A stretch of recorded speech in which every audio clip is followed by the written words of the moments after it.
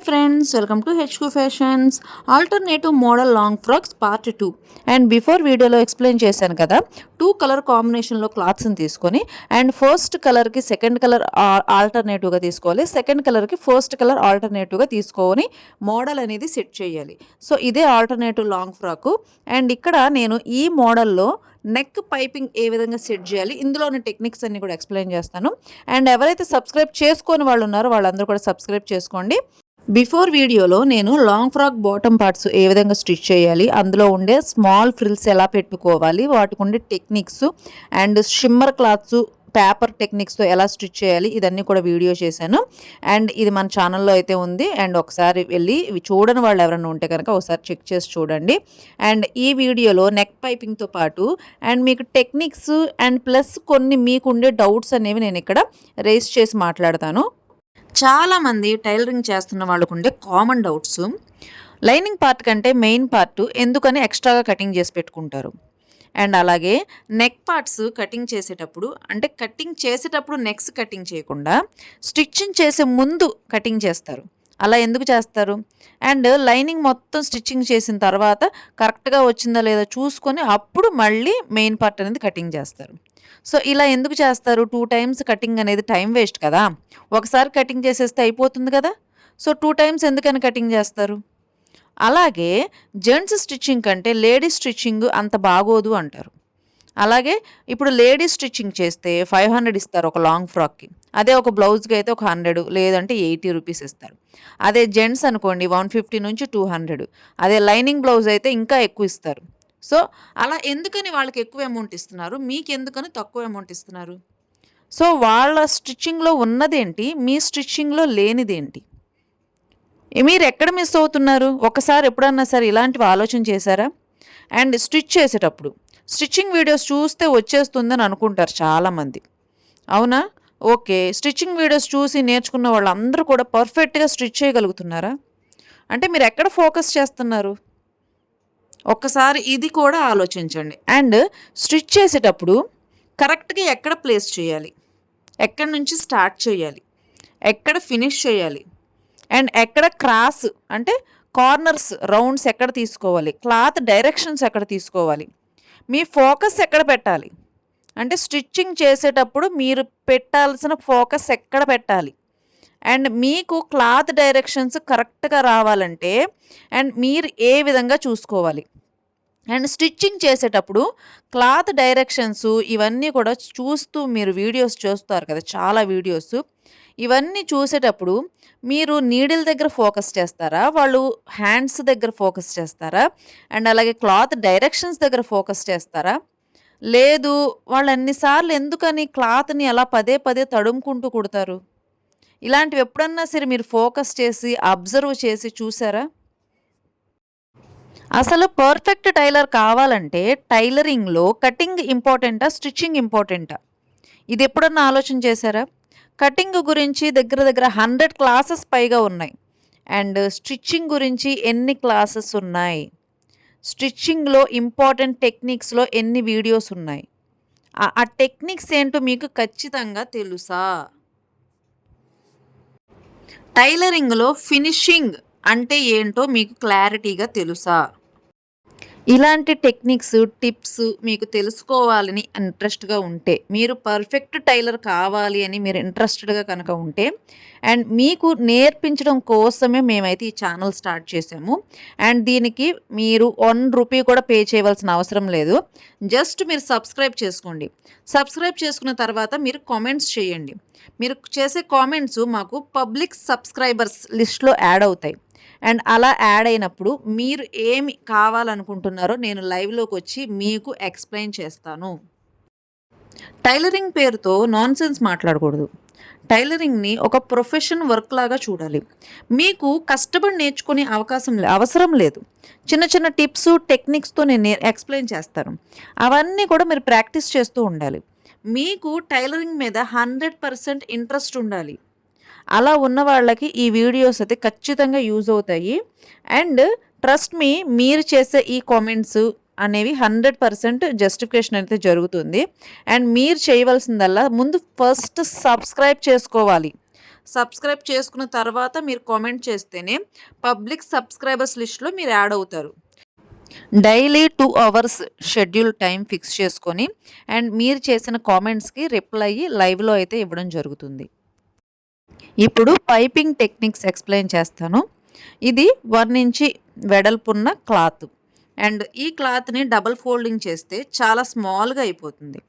So ఇలా double folding లేకుండా single ఫోల్డింగ్లోనే piping stitch చేసుకుంటే అండ్ కట్ వర్క్కి దీన్ని ఏ విధంగా రెడీ చేసుకోవాలి, ఇది టెక్నిక్, ఇక్కడ నేను నేర్పించబోయే టెక్నిక్. సో యాజ్ యూజువల్ మనం పైపింగ్ క్లాత్ వన్ సైడ్ పెట్టుకొని ఎలాగా స్టిచ్ చేసుకుంటాం, ఫస్ట్ క్లాత్ని రెడీ చేసుకోవాలి. ఇలా రెడీ చేసుకునేటప్పుడు చూడండి నేను ఏ విధంగా ప్లేస్ చేశాను. ఫ్రంట్ ఒక హ్యాండ్, బ్యాక్ సైడ్ ఒక హ్యాండ్ పెట్టాను. ఎందుకని అలా పెట్టాను? సో మీరు ఇక్కడ నేర్చుకోవాల్సింది ఇదే. ఇక్కడ పైపింగ్ క్లాత్ను కాకుండా పైపింగ్ క్లాత్లో ఉన్న థ్రెడ్ని ఫ్రంట్ బ్యాక్ పట్టుకోవాలి. అలా పట్టుకొని స్టిచ్ చేస్తే పైపింగ్ కరెక్ట్గా వస్తుంది. అలా పట్టుకొని వదిలేస్తే కనుక థ్రెడ్ని వదిలేస్తే పైపింగ్ కరెక్ట్గా రాదు. క్లాత్ను పట్టుకుంటే క్లాత్ సాగిపోతుంది. సో ఇది ఇక్కడ టెక్నిక్. అండ్ ఇక్కడ ఇప్పుడు ఇలాగ రెడీ అయిన తర్వాత ఈ క్లాత్ని ఇలా క్లోజింగ్ చేయాలి. ఇలా ఎందుకు క్లోజ్ చేయాలి అంటే మోడల్స్ స్టిచ్ చేయడానికి ఇలా క్లోజ్ చేసుకొని పెట్టుకోవాలి ముందే క్లాత్ని. సో ఈ ఎడ్జెస్ క్లోజ్ అయిపోతే మనకి కార్నర్స్, టర్నింగ్స్, రౌండ్స్ కరెక్ట్గా వస్తాయి. సో అందుకోసం ఈ ఎడ్జెస్ అనేవి క్లోజ్ చేసేయాలి. సో ఒక పర్ఫెక్ట్ పైపింగ్ క్లాత్ అనేది మనం రెడీ చేసుకోవాలి. ఈ ఎడ్జెస్ క్లోజింగ్ చేయడం కంపల్సరీ. క్లాత్ తక్కువ ఉంటే ఇలాగ 2 టైమ్స్ అనేది స్టిచ్ చేయాలి. అలాగే క్లాత్ కొద్దిగా ఎక్కువ ఉంటే డబల్ ఫోల్డింగ్ పైపింగ్ మెథడ్లో స్టిచ్ చేసేసుకోవచ్చు. ఇవ్వండి ఇలా కంప్లీట్ అయిన తర్వాత ఇక్కడ జాయింట్స్ పడతాయి కదా, పైపింగ్ క్లాత్ మనం వేసుకునేటప్పుడు స్టిచ్ చేసేటప్పుడు ఆ మిడిల్ జాయింట్స్ దగ్గర ఇక్కడ ఎక్స్ట్రా క్లాత్ వస్తుంది. ఆ క్లాత్ని కొద్దిగా కట్ చేసి తీసేసేయాలి. అంటే ఒక పైపింగ్ క్లాత్ని నీట్గా పర్ఫెక్ట్గా రెడీ చేసుకున్నప్పుడే మనం వేసే పైపింగ్ కూడా కరెక్ట్గా వస్తుంది. సో మనం ఫస్ట్ స్టెప్ కరెక్ట్గా వేస్తే సెకండ్ స్టెప్ కరెక్ట్గా వస్తుంది. అండ్ దట్ షోల్డర్ జాయింట్, ఇక్కడ ఈ షోల్డర్ జాయింట్ 1/2 ఇంచి సీమ్ లెంత్ కరెక్ట్గా ఉండాలి. 1/2 ఇంచి సీమ్ లెంత్ కాకుండా తక్కువ ఉంటే కనుక షోల్డర్ జాయింట్ ఫిట్టింగ్ ఉండదు. ఇక్కడ గుర్తుపెట్టుకోండి ఈ మాట, ఫిట్టింగ్ అంటే గట్టిగా ఉండాలి, స్టిచ్చెస్ ఊడిపోకుండా అండ్ ఎక్కువ కాలం అంటే ఒక 10 ఇయర్స్ 20 ఇయర్స్ అయినా సరే ఈ స్టిచ్చెస్ ఊడిపోకుండా ఉండాలి. దాన్ని ఫిట్టింగ్ అంటారు. అండ్ ఇలా రెడీ అయిన తర్వాత అండ్ అందరూ అనుకుంటారు ఇలా ఓపెన్ చేయాల్సిందేనా అనుకుంటారు. అంటే మీకు చూపించడం కోసం జస్ట్ ఇలా ఓపెన్ చేసి అయితే స్టిచ్ చేస్తున్నాను. మీరు ఒక షోల్డర్ జాయింట్ చేసుకోకుండా కూడా ఈ స్టిచ్చింగ్ అనేది వేసుకోవచ్చు.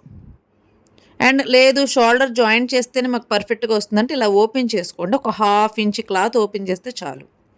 అండ్ ఇలా ఓపెన్ చేసిన తర్వాత ఇగోండి పాదాన్ని లిఫ్ట్ చేశాను నేను. పాదాన్ని లిఫ్ట్ చేయాలి అంటే ఇక్కడ టెక్నిక్ ఏంటంటే నేను వాడే మిషన్కి బ్రేకు మోకాళ్ళ దగ్గర ఉంటుంది. సో ఈ నీ సైడ్, రైట్ నీ సైడ్ బ్రేక్ ఉంటుంది. అది నొక్కితే కనుక పాదం పైకి ఆటోమేటిక్గా లిఫ్ట్ అవుతుంది. సో ఇలా రెడీ అయిన తర్వాత ఇలా ప్లేస్ చేసుకునేటప్పుడు ఇక్కడ మీ ఫోకస్ అంతా ఎక్కడ ఉండాలి అంటే అండ్ నీడిల్ దగ్గర అండ్ అలాగే క్లాత్ డైరెక్షన్స్ దగ్గర ఉండాలి. అండ్ సీమ్ లెంత్ వచ్చేసి 1/2 ఇంచి ఎడ్జ్, 1/2 ఇంచి సీమ్ లెంత్ కరెక్ట్గా ఉండాలి. సీమ్ లెంత్ అంటే ఖర్చు, అంటే 1/2 ఇంచి ఖర్చు క్లాత్ని మీద పెట్టుకొని ఈ పైపింగ్ అనేది స్టిచ్ చేసుకుంటూ వెళ్ళాలి. అండ్ ఇది ఎలా తెలుస్తుందండి క్లాత్ మీద మనం పైపింగ్ క్లాత్ పెట్టాం కదా అంటారా, కొద్దిగా ప్రాక్టీస్ అవసరం దీనికి. అండ్ ఇక్కడ ఈ పైపింగ్ కట్ వర్క్ తీసుకున్నాను కదా, ఈ కట్ వర్క్ చాలామందికి రావడం లేదు. సో ఇక్కడ ఫోకస్ అనేది ఇక్కడ పెట్టండి. అండ్ ఈ కార్నర్ దగ్గర నేను లాక్ టెక్నిక్ అనేది వాడుతున్నాను. ఏంటి ఈ లాక్ టెక్నిక్ అంటే ఈ కార్నర్ కరెక్ట్గా రావాలంటే ఇక్కడ ఒక స్టిచ్తో లాక్ చేయాలి ఆ పైపింగ్ థ్రెడ్ వరకు మాత్రమే. ఇదిగోండి ఇక్కడ చూసారా ఒక థ్రెడ్. అండ్ ఇది కుట్టేటప్పుడు యాక్సిలరేట్ తొక్కకూడదు. మీ హ్యాండ్తో సైడ్ వీల్ ఉంటుంది కదా, మిషన్ వీలు, అది తిప్పుకుంటూ కొద్దిగా ఒక స్టిచ్ వెనక్కి వెళ్ళి ముందుకు రావాలి. ఆ తర్వాత ఇక్కడ cloth direction important. Cloth direction ఎలా తీసుకోవాలి అంటే ఒక హ్యాండ్తో మీరు ఆ క్లాత్ని పట్టుకోవాలి అండ్ ఒక హ్యాండ్తో పైపింగ్ థ్రెడ్ని పట్టుకోవాలి. పట్టుకుంటూ ఈ రౌండ్గా ఈ క్లాత్ని చూడండి, పైపింగ్ చేస్తున్నప్పుడు ఈ పాదం మధ్య మధ్యలో లిఫ్ట్ చేస్తున్నాను నేను. చూసారా, ఆ పాదం లిఫ్ట్ చేస్తున్నాను నేను. అది లిఫ్ట్ చేసే పద్ధతి కూడా మీకు తెలియాలి. అలా లిఫ్ట్ చేయడం రాలేదనుకోండి, మీకు అది రాకపోతే కనుక మీకు పర్ఫెక్ట్గా పైపింగ్ వేయడం అనేది రాదు. సో ఇవన్నీ కూడా కొద్దిగా ప్రాక్టీస్ అవసరం. ప్రాక్టీస్ చేస్తూ ఉంటే కనుక ఇవి కంప్లీట్గా వస్తాయి. అండ్ అలాగే ఈ టెక్నిక్స్ తెలియకపోతే కనుక మీ ప్రాక్టీస్ కూడా వేస్ట్ అవుతుంది. అండ్ ఈ టెక్నిక్స్ ఏంటంటే నేను చెప్పాను కదా ఇక్కడ, లాక్ టెక్నిక్ అండ్ అలాగే క్లాత్ డైరెక్షన్స్ అండ్ ఆ క్లాత్ని టర్న్ చేసుకుంటూ కుట్టాలి. నేను స్ట్రైట్గా ఇలా పట్టుకొని స్టిచ్ చేయట్లా, ఆ క్లాత్ని రౌండ్గా, అంటే ఇదిగోండి క్లాత్ డైరెక్షన్ మారుస్తున్నానా, అండ్ ప్రతి కార్నర్కి నేను క్లాత్ డైరెక్షన్ అనేది మారుస్తున్నా. అండ్ ఆ రౌండ్ స్టిచ్చింగ్ కూడా స్ట్రైట్గా పెట్టి స్టిచ్చింగ్ చేయట్లేదు, రౌండ్ని రౌండ్ లాగే పెట్టి ఈ క్లాత్ని రౌండ్గా టర్న్ చేస్తూ స్టిచ్ చేస్తున్నా. అలా స్టిచ్ చేస్తేనే క్లాత్ కరెక్ట్గా తిరుగుతుంది, పైపింగ్ కరెక్ట్గా పడుతుంది. ఎప్పుడన్నా సరే ఈ విధంగా స్టిచ్ చేసి కనుక చూడండి, మీకు స్టిచ్చింగ్ పర్ఫెక్ట్గా వస్తుంది. అండ్ ఇలా చెయ్యాలి అంటే మీ హ్యాండ్స్కి కొద్దిగా ప్రాక్టీస్ అవసరం అండి. ఒక్క 2-3 మంత్స్ ప్రాక్టీస్ కనుక చేస్తే అండ్ మీకు పర్ఫెక్ట్గా అయితే వచ్చేస్తుంది. అండ్ ఇంకా రాలేదండి మాకు అనుకుంటే కనుక మీరు, నేను చెప్పాను కదా, సబ్స్క్రైబ్ చేసుకొని ఒక కామెంట్ అనేది పెట్టండి. నేను మీకు ఇంకా క్లియర్గా లైవ్లోకి వచ్చి ఎక్స్ప్లెయిన్ చేస్తాను. అండ్ ఆఫ్టర్ దట్ ఇలా కంప్లీట్ అయిన తర్వాత మనం ఏదైతే షోల్డర్ ఓపెన్ చేసాం కదా, ఆ షోల్డర్ని వెంటనే క్లోజ్ చేయాలి. కుట్టిన తర్వాత క్లోజ్ చేయకూడదు, ఫస్టే ముందే క్లోజ్ చేసేసుకొని. అండ్ ఇక్కడ ఇంకో ఈజీ మెథడ్ చెప్తాను, ఎందుకంటే ఈ ఈజీ మెథడ్తో మీరు కట్ వర్క్ దగ్గర బాగా ఇంకా ఈజీ అవుతుందన్నమాట. అండ్ ఇక్కడ మనం లాక్ చేసాం కదా, ఆ లాక్ దగ్గర పైపింగ్ క్లాత్ను కూడా కట్ చేయాలి. మనం కట్ చేయడానికే అక్కడ మనం ఒక లాక్ అనేది వేసాం, అంటే కట్ చేస్తే ఊడిపోతుంది కదా. సో అందుకోసం మనం అక్కడ లాక్ చేసామన్నమాట. సో ఇలాగా మొత్తం చిన్న చిన్న కటింగ్లు పెట్టుకుంటూ వెళ్ళిపోయిన తర్వాత పైపింగ్ క్లాత్ను కూడా మనం ఒక్కడ కార్నర్ దగ్గర కట్ చేస్తాం కదా.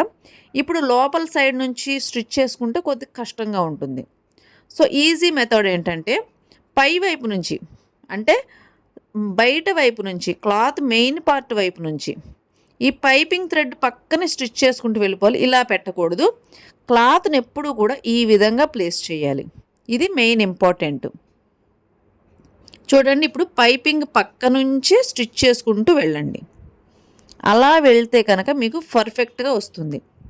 అంటే మీరు టర్న్ వెంటనే ఈ పైపింగ్ క్లాత్ అటు ఇటు వెళ్లకుండా మెయిన్ అంటే మీరు ఫస్ట్ పైపింగ్ కరెక్ట్గా వచ్చేసిన తర్వాత లోపల వైపు కొద్దిగా అటు ఇటు అయినా సరే, మీకు హ్యాండ్ షేక్ అయినా సరే మీకు ప్రాబ్లం అయితే రాదు. ఇది ఇక్కడ టెక్నిక్ అనమాట. అండ్ అలాగే పైపింగ్ క్లాత్ సాగకుండా, వంపులు తిరగకుండా, సాగిందని ఎప్పుడు తెలుస్తుందంటే అది టర్న్స్ వంకరగా అవుతుందన్నమాట. సో అలా అవ్వకుండా నీట్గా వస్తుంది. అండ్ ఇక్కడ కట్ వర్క్ వచ్చేసింది. ఈ కట్ వర్క్ దగ్గర నేను రిలీజ్ టెక్నిక్ అనేది వాడతాను. ఇది రిలీజ్ టెక్నిక్. ఫస్ట్ మనం ఏ టెక్నిక్ వాడాం? Lock technique. అండ్ ఇప్పుడు రిలీజ్ టెక్నిక్ వాడాలి.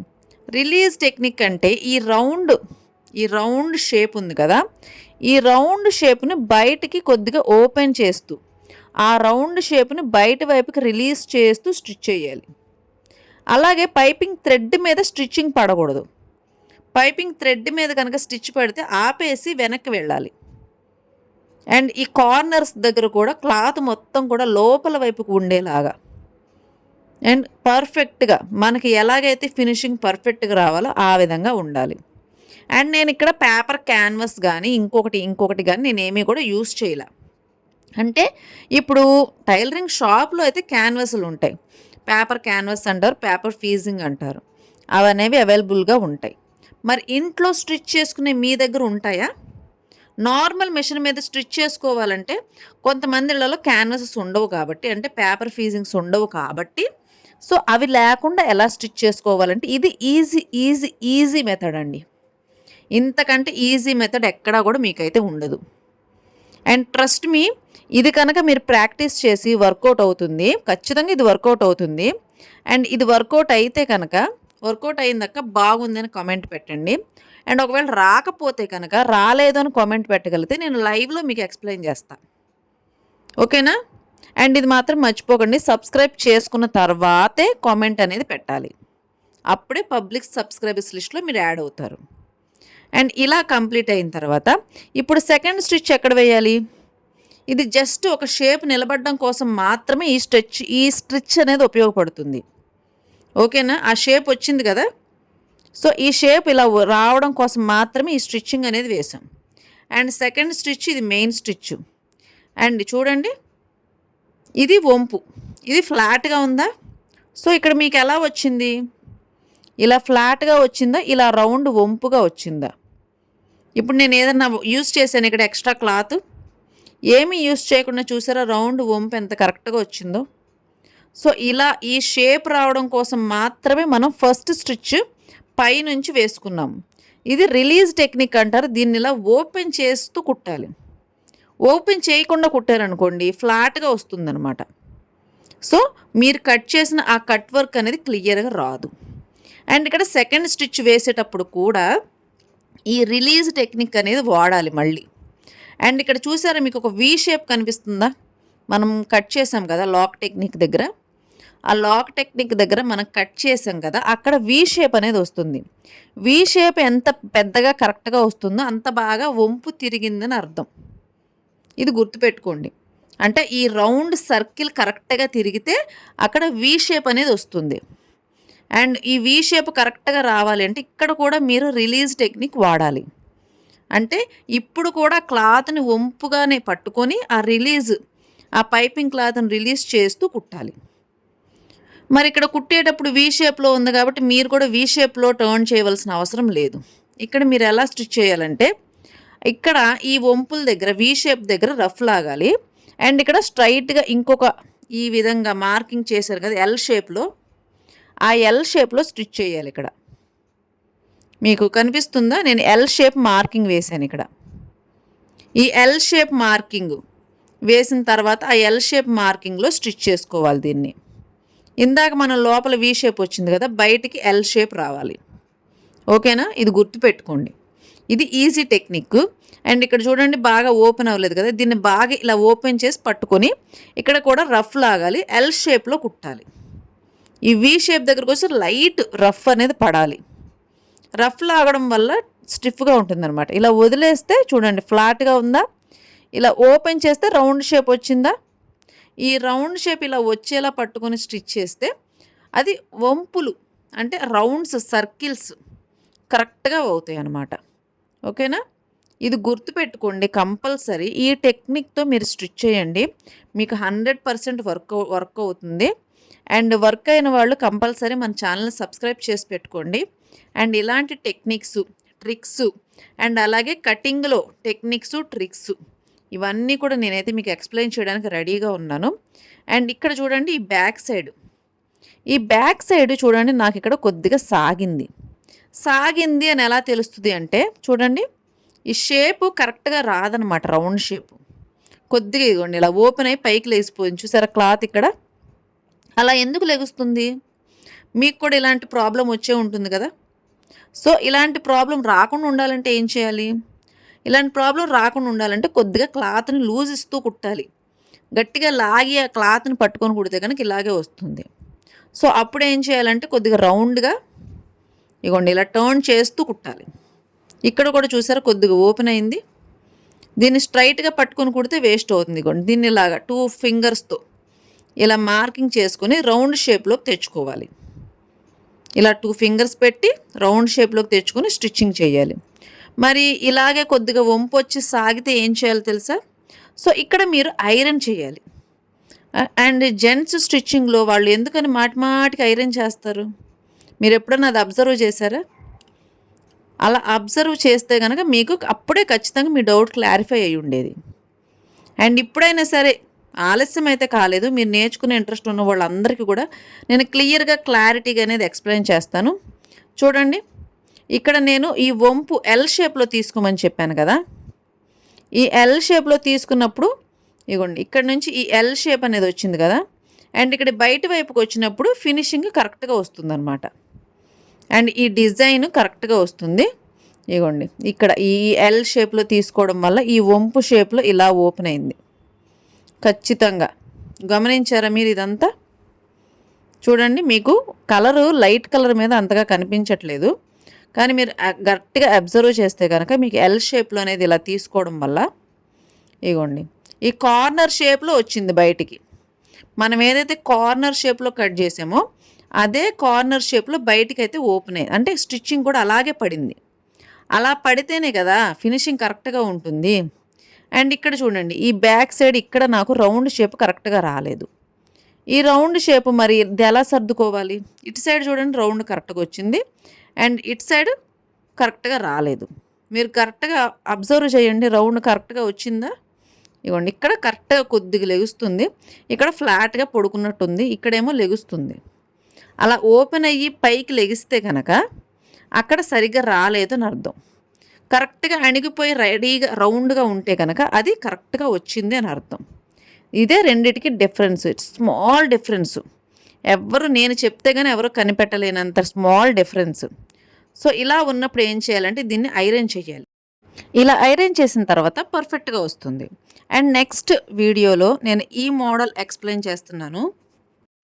ఇది 2 కలర్ కాంబినేషన్లో ఉన్న కట్ వర్క్ మోడల్ లేటెస్ట్ ట్రెండింగ్లో ఉంది. అండ్ ఈ మోడల్ ఏ విధంగా స్టిచ్ చేయాలి, దీనికి యూస్ చేయాల్సిన టెక్నిక్స్ ఏంటో అయితే చెప్తాను. అండ్ సబ్స్క్రైబ్ చేసి పెట్టుకోండి, మీకు నోటిఫికేషన్ వస్తుంది. And thank you for watching my video.